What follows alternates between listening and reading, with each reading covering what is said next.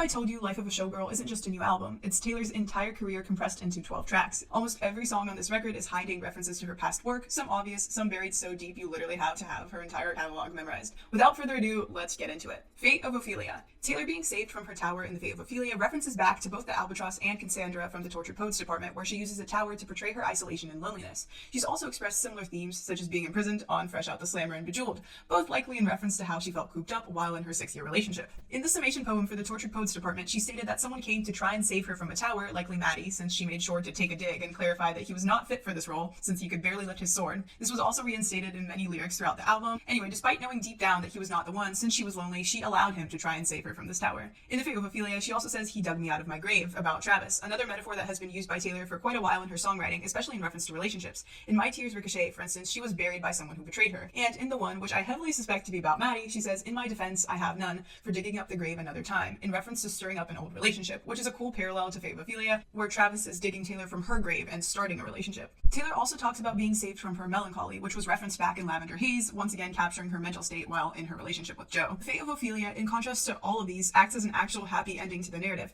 Taylor sat alone in her tower, but Travis honed his powers and ended up saving her. He dug her out of her grave and saved her from her melancholy. Considering they're now engaged, this is actually the perfect way to wrap up on the history of her relationships in general. Also, there's a fun Travis-related detail that ties back to So High School from the Tortured Poets department. Taylor pledges allegiance to his hands, his team, etc. In schools, students often have to recite the Pledge of Allegiance every day, and that song was very American-coded overall, with American Pie and Scout's Honor. There's a good chance that this was completely on purpose, or he just reminds her so much of her high school days that she just writes about him like that. Elizabeth Taylor. Okay, before I get even deeper into this, a quick break. Half the fun of being a Swiftie is the analyzing, the color coding, the number patterns, the Easter eggs planted years ago.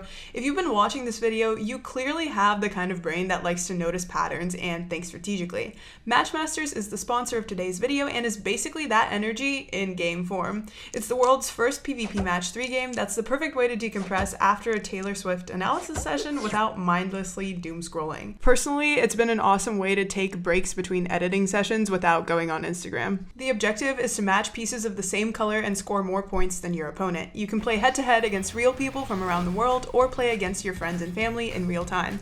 And most importantly, unlike your For You page, it also has 0 ads, letting you fully immerse yourself and train your strategic skills. There's boosters, power-ups, and so many different modes and ways to play.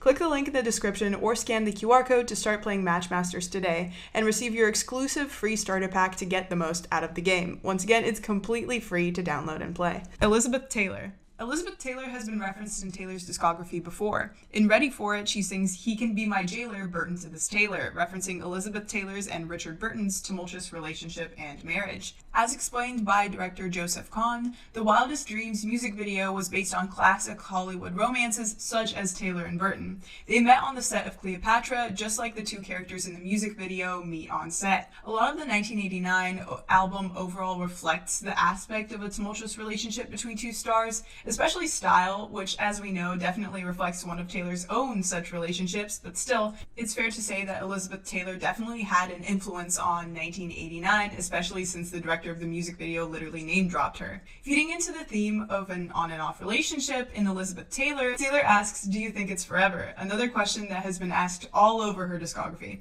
It's asked casually in Blank Space, exposed as a broken promise in Forever and Always. It's all over songs like The Archer, where she says, "Who could ever leave me, darling, but who could stay?" and The Prophecy, "Please, I've been on my knees, change the prophecy, but even statues crumble if they're made to wait. I'm so afraid I've sealed my fate." It's so clear that in these songs, she's expressing the fear that she won't find someone to spend her life with, in The Archer and The Prophecy in particular because of her status and fame. And in Elizabeth Taylor, she's singing about the same exact thing. Been number one, but I never had to.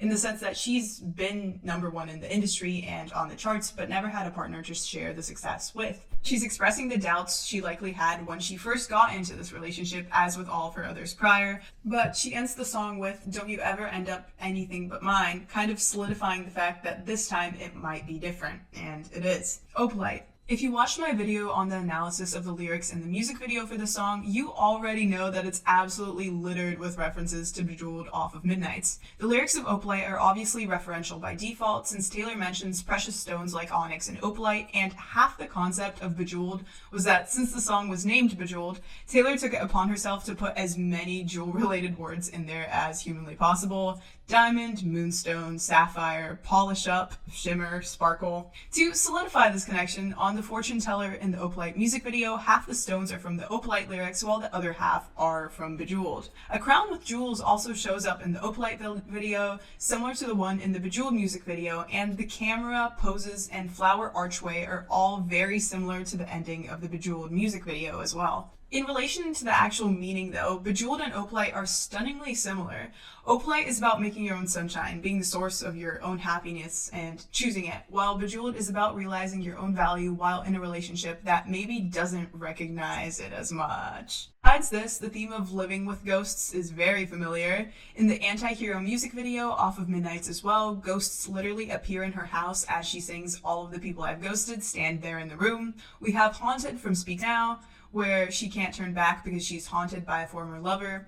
On How Did It End, she sings "My Beloved Ghost and Me Sitting in a Tree," DYING, about a dying relationship. She really likes ghosts. I could go on. But finally, in Florida, a lyric is "Me and my ghosts, we had a hell of a time," which is somewhat ironic, but also indicating that at that point, while writing the Tortured Poets Department in a very bad mental state, she had kind of accepted that people from her past would haunt her indefinitely. In Opalite, however, for the first time, she says that she no longer lives with her ghosts. She's let them go, which once again closes another bad chapter in her life. Another curious lyric from Opalite is "You finally left the table." Without context, it's kind of hard to place the meaning of this lyric. However, "Right Where You Left Me" from Evermore has very ghostly vibe. It describes the protagonist continuing to sit at the same restaurant where her lover broke up with her, literally collecting dust on her hair.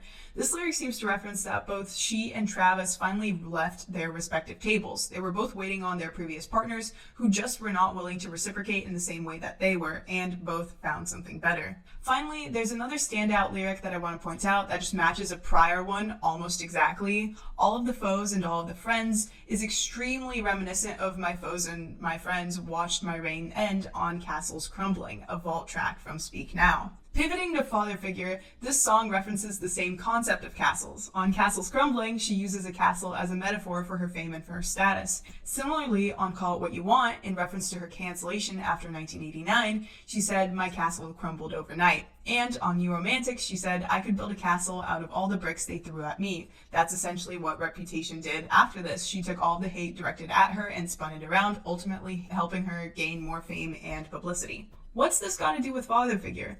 Well, this song is about Scott Borchetta and the music industry, and the start of the song describes how he first approached her and helped her get started. He told her that he saw potential in her and promised that if she took the path he was offering her, it would lead to the chateau, which means a castle in French. The chateau here has a double meaning, both the actual Chateau Marmont, which was the ultimate gathering spot for Hollywood elites, but also a castle in the same way that she has referenced in the past. Fame, popularity, status. This was what he promised her, and this is what she's referencing. Eldest Daughter. Eldest Daughter ties into one of the most persistent themes across Taylor's discography, the relentless public pressure surrounding her relationships and identity. On it, she sings, "When I said I don't believe in marriage, that was a lie." And she kind of did say that on Lavender Haze. She said, "No deal, the 1950s shit they want from me, and all they keep asking me is if I'm gonna be your bride. The only kind of girl they see is a one night or a wife." Even though later on the Tortured Poets Department, we saw that she did actually want to marry Joe, making Lavender Haze just a coping song, which I think we all agree it is.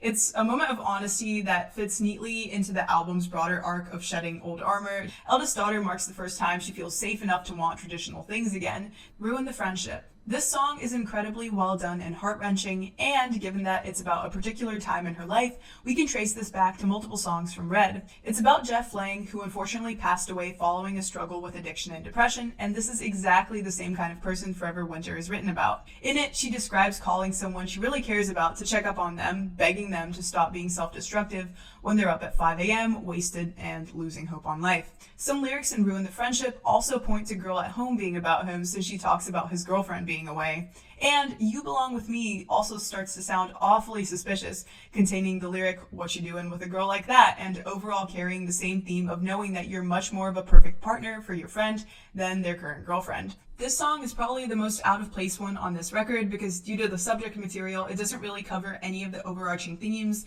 that we've seen in the other songs.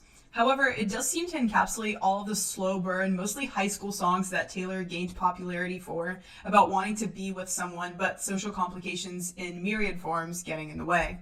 Wishlist. Throughout her discography, Taylor has been quite outspoken about the impact publicity has had on her relationships. We already talked about the albatross and the prophecy, which describe how isolating fame is when you're trying to find a partner. This is further echoed in I Know Places, where she begs her partner to go to places where the public can't find them in the hopes of salvaging the relationship. But Daddy I Love Him was a clapback track against the immense public outlash against her and Maddie dating. I could go on. This theme is very prevalent. In all these songs, she's fighting against the public, trying to save her relationships. However, on Wishlist, she says, "We tell the world to leave us the fuck alone, and they do." Here, it's more of a statement, and it's the first time we see Taylor take this perspective. The world has finally left her and her romantic relationship, more or less, alone. That period of her life is over. The public can no longer hurt her relationship with him. This song also echoes the same theme as Fate of Ophelia. She made wishes on all of the stars to give her a best friend who she thinks is hot, like she was begging for in the prophecy, and she finally got him. Wood. Moving on. No, but really, I couldn't find any specific lyrical references, and we all know what it's about. Cancelled. Cancel feels a lot like Reputation's spiritual successor, that same unbothered, defiant energy of refusing to let public condemnation define you, except here the lens has shifted outward toward her friends rather than herself. She also references her own struggles with it, saying her friends stood by her, once again very much mirroring a bunch of songs on Reputation. The line about being caught having far too much fun connects to Nothing New, where Taylor described the cruel paradox young women face, being encouraged to go out and enjoy their youth, only to be torn apart for doing exactly that. Life of a Showgirl. Here we are, the title track. Honestly, of all 12, this track has the fewest direct lyrical callbacks, except maybe Wood, to her past work. Although it does explore very much the same themes that Clara Bow and Nothing New explore. But I think that this is completely intentional, because this song doesn't need to reference specific moments, it is the reference.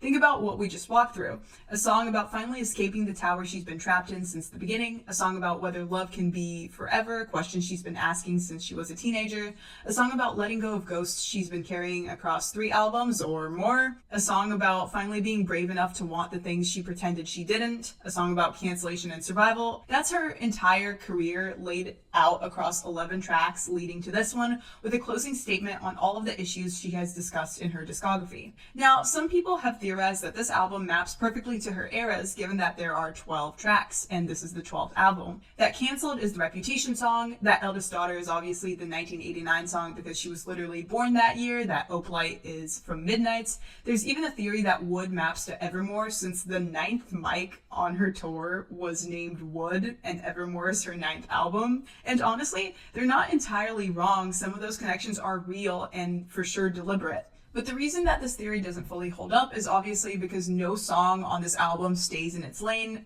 Every song bleeds into every other era, just like A Showgirl carries every performance she's ever given with her. Life of a Showgirl isn't just an album, it's Taylor looking back at the stage she's been performing on since she was 15 years old. I think this was the plan all along, except she might have meant it to be the 11th album, with the orange hints being placed throughout the Eras tour and the orange door at the end of it and whatnot. However, it got slightly put on hold when she felt like she needed to write the Torture Poets department. A final thing that points to this is the emoji for this era. Every era has its own colored heart, but this one didn't just get an orange heart, it gets a heart on fire. I think it's because this era is supposed to stand out apart from the others.